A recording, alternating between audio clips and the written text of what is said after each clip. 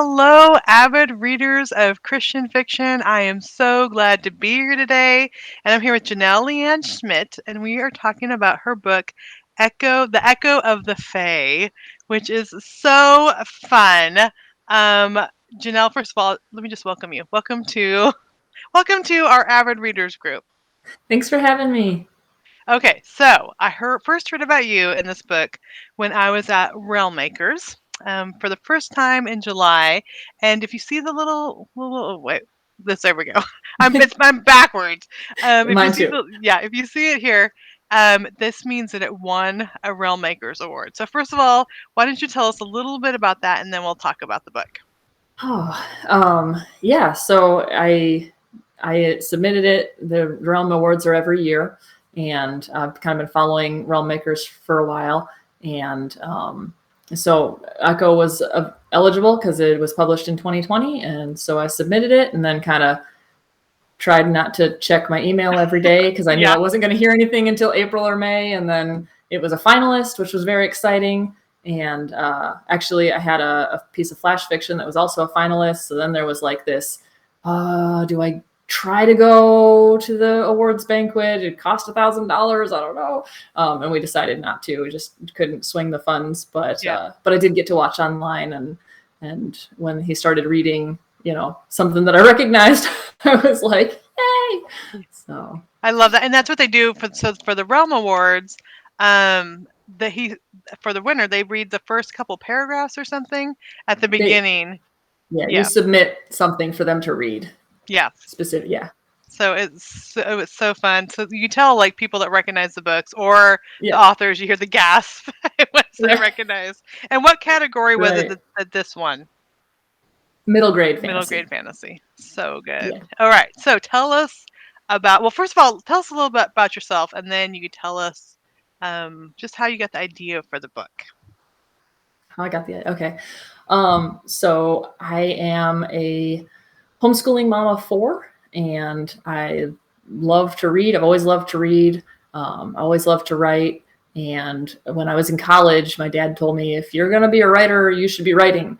And then he gave me a challenge to start writing a book for him to read out loud to my family. And that was kind of how I got started with writing, and just they were my target audience, my first audience. My audience has always been, and probably always will be, families who read together. That's kind of the market I try to hit. It's hard to find those people because it's not quite as cut and dry as like 12 to 18-year-olds. Yeah. But it's how I like to write. I got 4 kids, 13-year-old, a 9-year-old, a 7-year-old, and a 4-year-old, and they keep me on my toes. And so that's a little bit about me. I live in Wisconsin. I love the snow, and I love Dr. Pepper, and I like to rock climb, which hasn't been as possible lately, but because we do indoor. So, that kind of came to a screeching halt about 1.5 years ago, but I'm hoping that they open up the wall again soon. So, so that's just a little bit about me. That's cool. I'm a homeschooling mom too. Yeah. We have 10 kids, so our youngest is 11. And I was telling Jenelle right before, today we hosted a homeschool gathering. We just had 20 families in our backyards, and we made swords. So that was super fun. We were actually poured swords in my backyard today. How did you even? I need to talk to you about how you got that set up, because that sounds like a blast. Yeah, there's this guy, and he goes all around the country, and he sets up these little groups, and you get the people to sign up for it, and he teaches all about the weaponry and the different types of swords. You pick what kind, and you do sand casting. Then he pours aluminum, even though we're doing Bronze Age swords. We did not do bronze or copper or any of that. We did aluminum, but it was super fun. That sounds fun. Yeah. Yeah. I have to look into that. We have a homeschool group here that we're part of that does fun things every week. So yeah, well, to tell you about Greg. Greg can go up to see you in Wisconsin. All right, sounds good. Maybe we'll book him when it's a little warmer. It's like 1 degree out right now. Yeah. So now tell us about how you got the idea for an Echo of the Fae. Yeah, it's kind of a fun story. Put this a little bit closer so I could see. This cover is beautiful. Thanks. It just turned out so good. My cover designer is Savannah Jazowski, and she did an amazing job. Like just everything I wanted it to be. So, um, yeah. So one of my author friends, Kendra Ardnick, she does a fairy tale retelling challenge every year, Mm. and then they do like a multi-author release of like all the same like retellings of all the same fairy tale. And so I think in 2020 it was going to be Rapunzel, and so I kind of thought about, well, could I come up with an idea? And I just didn't have any in 2019 at all. Or no, yeah, beginning of 2019 was kind of when I was thinking about it. And it's like, I'm not gonna hit the 2020 publishing date for anything. I have no ideas, and I have a whole nother series that I'm working on. And then all of a sudden, like I just stopped thinking about it, and all of a sudden I started having ideas for a Rapunzel retelling. And I was like, I'm not working on that right now. Brain, stop it. Yeah. And so then we were moving into our house that year. There was just a lot of stuff going on, and just like I can't focus on another project right now. I was like, I'm going to take all of March off because we got to move. And of course, as soon as I stopped writing, I had more ideas. Yeah. It was like, okay, so I'd like write some stuff down or jot notes down just to like make my brain stop. And then I just like got back to, okay, now I'm back to work in April. I'm focusing on my, rewriting and editing this series I'm working on.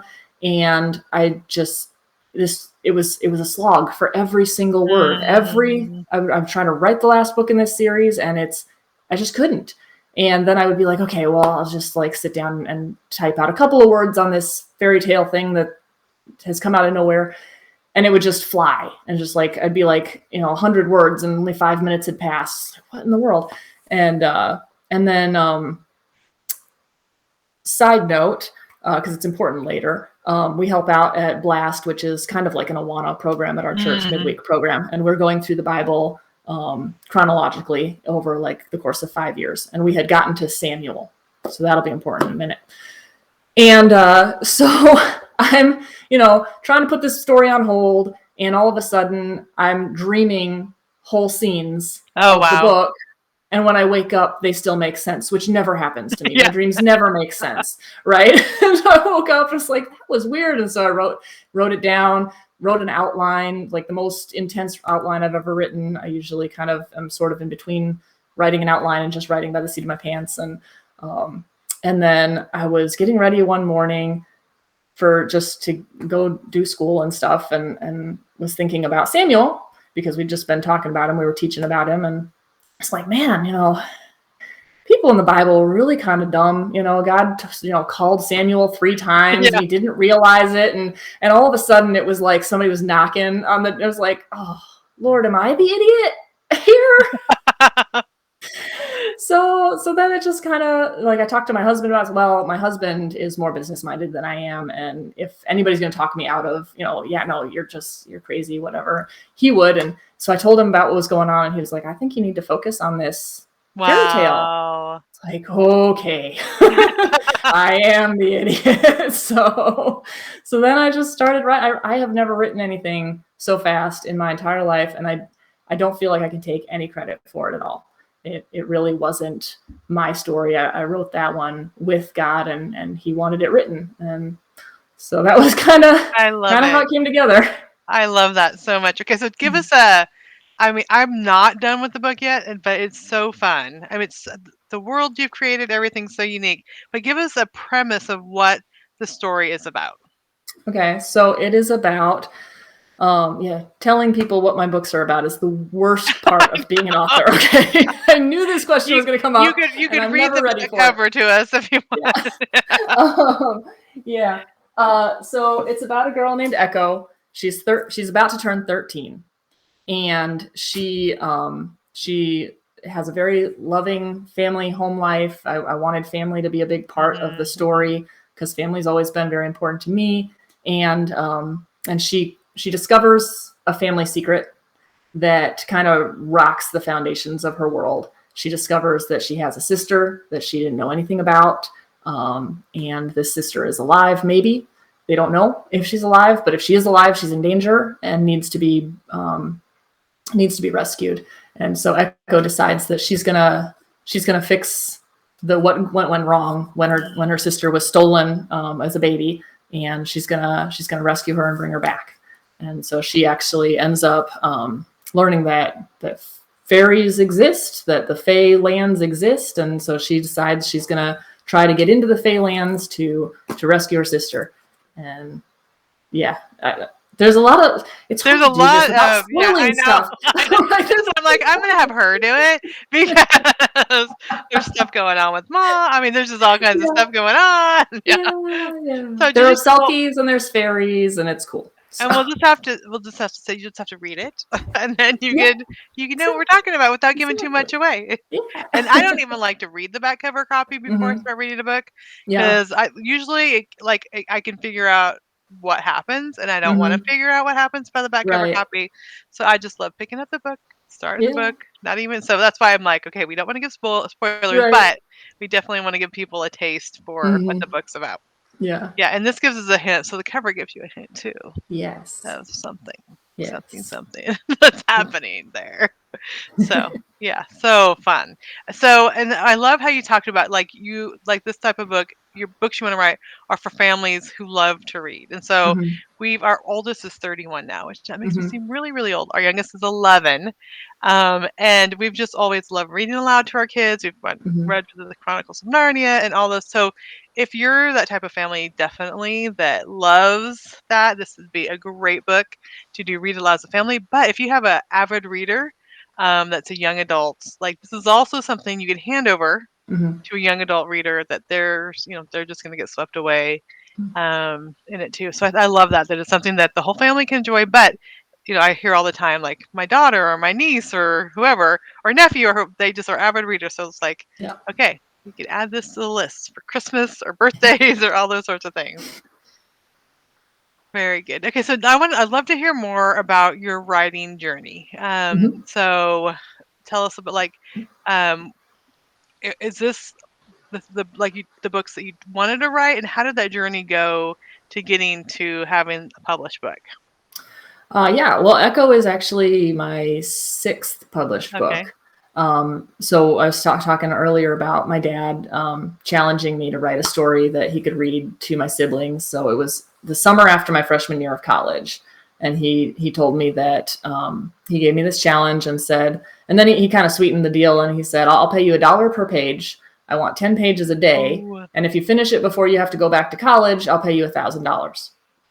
And I was okay. like, to a poor college student, that sounds pretty good, Yeah. and that's something I already like to do. So, so I tried it, and I was working at the pool near just as in the concession stand by our house, and so I would ride my bike, and I'd have my backpack with my notebook, and I'd be scribbling pages furiously in between people ordering popcorn and hot dogs, and then I'd go home and I'd type it in and I'd print it out, and then my dad would read it that night, and so I had kind of a lot of instant feedback, which Mm, I've discovered is very nice, and I miss that.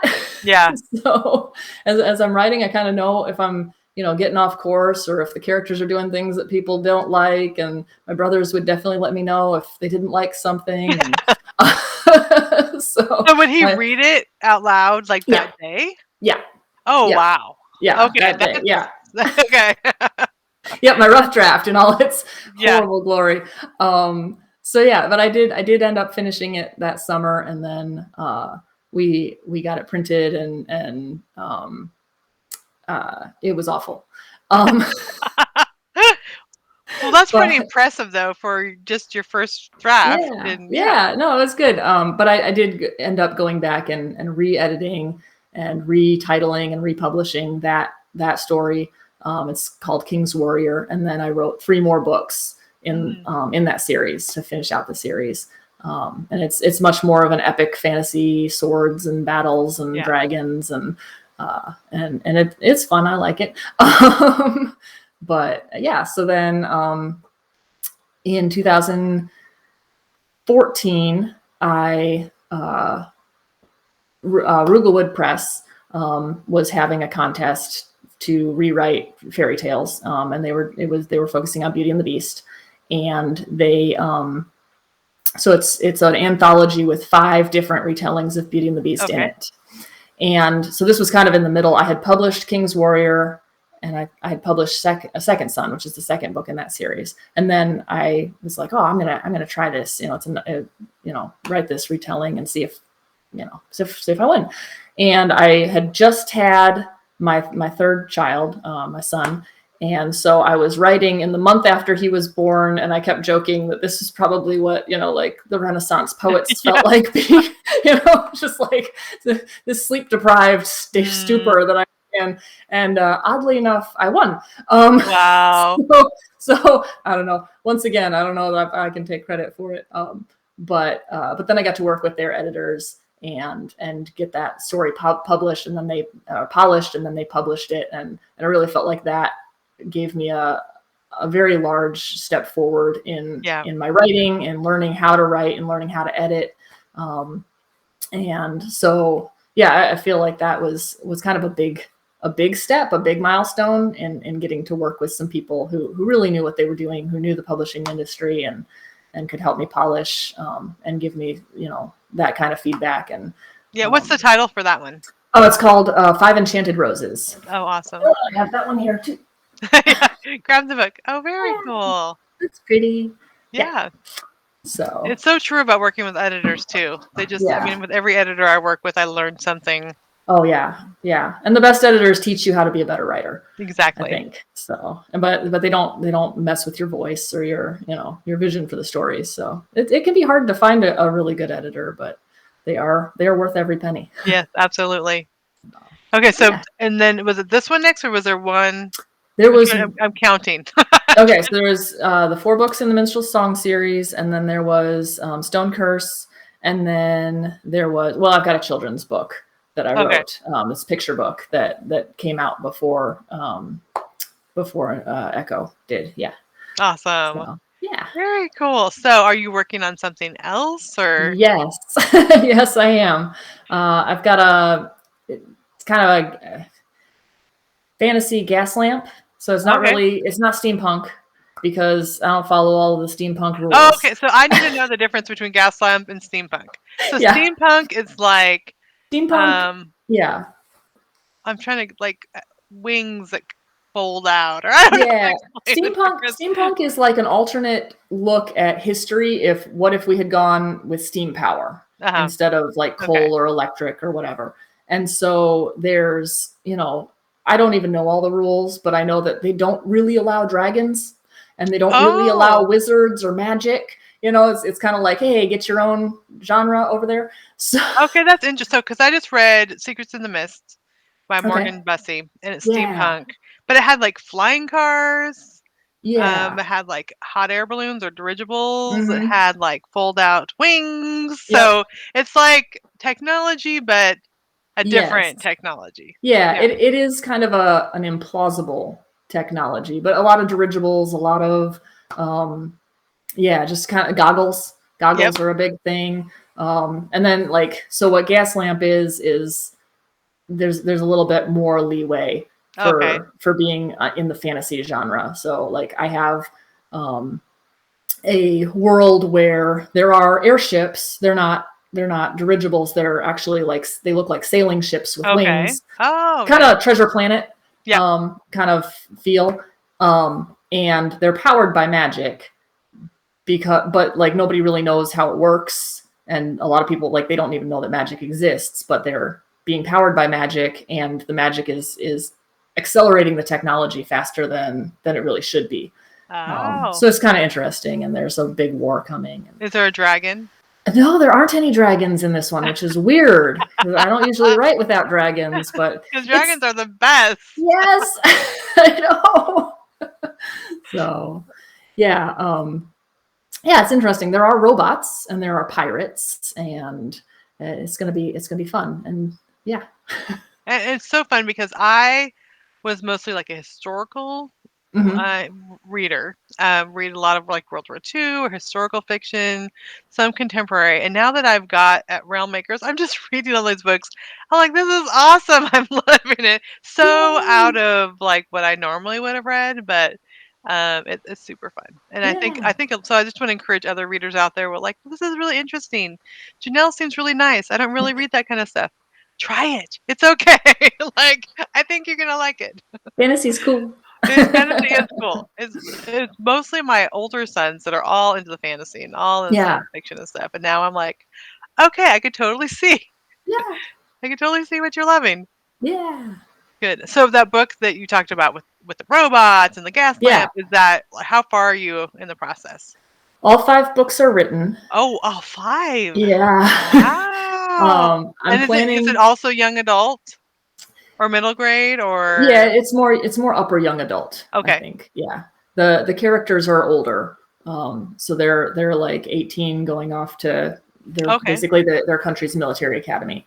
And like, yeah. Again, it's kind of, I don't know, it's very niche. it's Yeah. it's Yeah. going to be very much like, hey, you're going to either love it or you're just going to be like, I don't understand this. Yeah. So, but that's all right. I don't do this to support my family or anything. My husband does that. Yeah, I know. So That's it. Yeah. it's fabulous.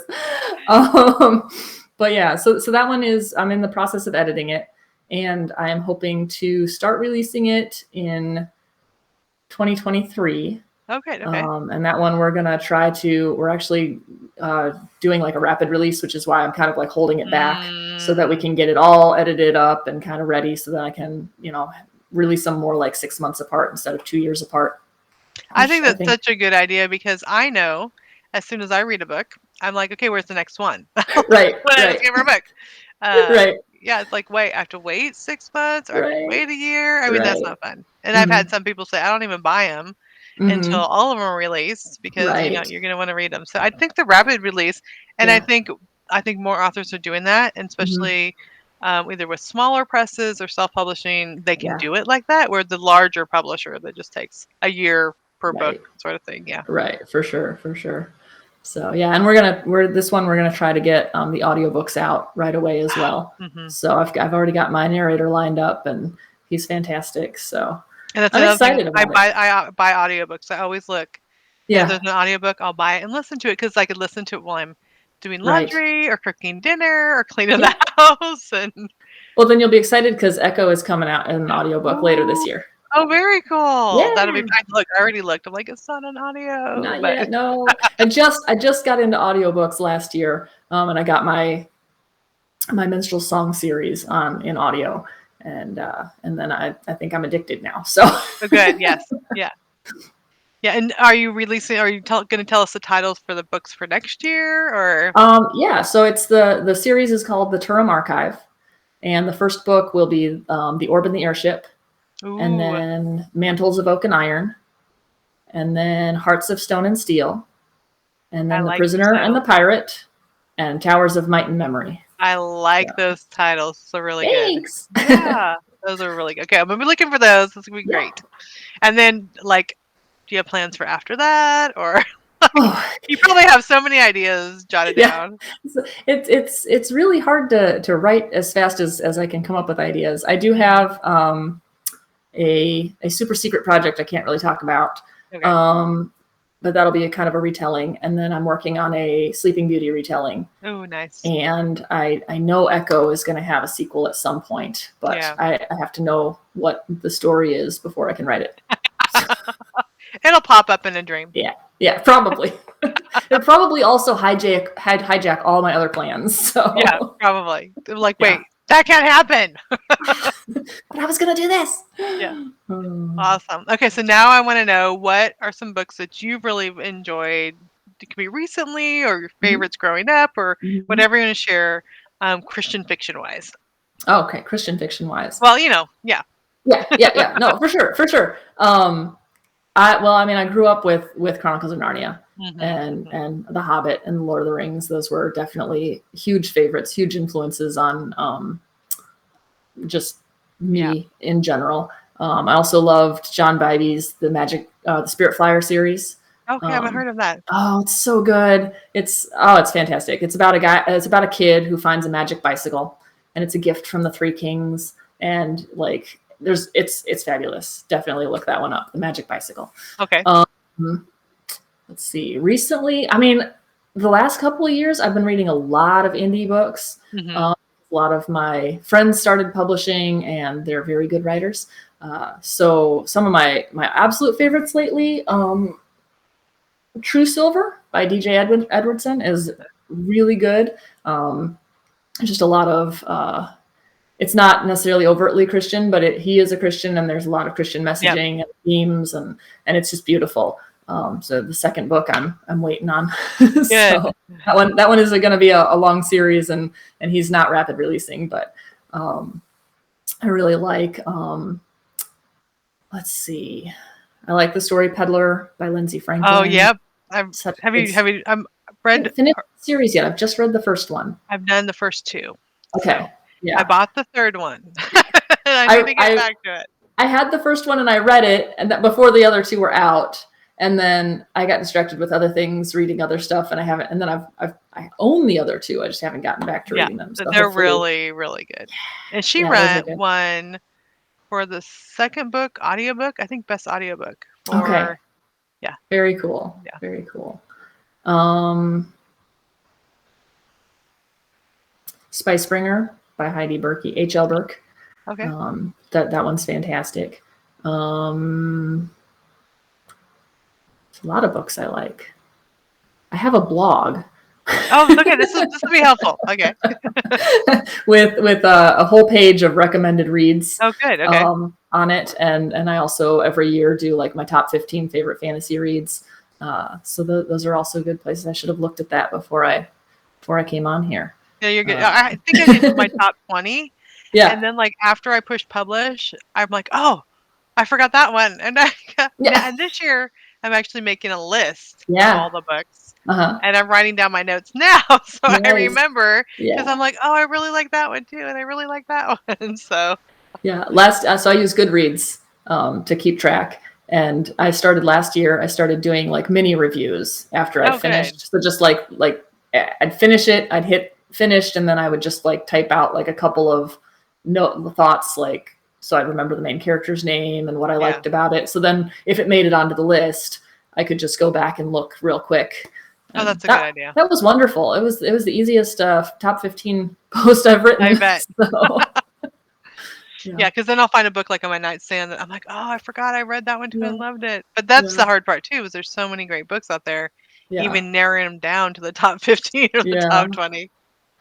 I think probably the most influential and my favorite book of all time, that is also Christian fiction, is He Whistles for the Cricket by Gwen Walker. Oh, and that one is not one you'll have heard of. It is published. It is available. But it was written by my grandma. Oh, wow! I love that. So it's kind of historical fiction, I guess. A lot of the stories in it actually happened to her or happened to people she knew. But it's also just kind of woven together in one cohesive story about a girl and her dog. And it's beautiful. I love dog stories, especially growing up. Like as a kid, I just always wanted a dog, and somewhere along the line outgrew my love for, or my need for a dog. I think somewhere around changing diapers. Exactly. Like, okay. Well, I got a dog for my kids, and the dog loves me and just wants to be with me all the time. So he's in this room right now because he will whine outside the door if I don't let him in here with me. Well, very cool. Well, again, okay, so I wanted to mention again, the book is An Echo of the Fae. And give us your website and other places where we can connect with you so that they can do that. Yeah, my website is Jenelle Schmidt .com. Yeah, JenelleSchmidt.com, all E's. And then my Facebook, I'm there as Leanne Schmidt. Instagram, I'm JL Schmidt, Jenelle L. Schmidt, sorry. Because Jenelle Leanne Schmidt was too long. Yeah. So I wish I'd done that first. Then I went, whatever. But yeah, so you can find me pretty easily. Jenelle Leanne Schmidt. Okay, well, thank you so much for being here, and congratulations on your Realm Makers win, and Thank we look you. forward. I cannot wait for your new ones coming out, so I'll be Thank you so watching for much. those. Yeah.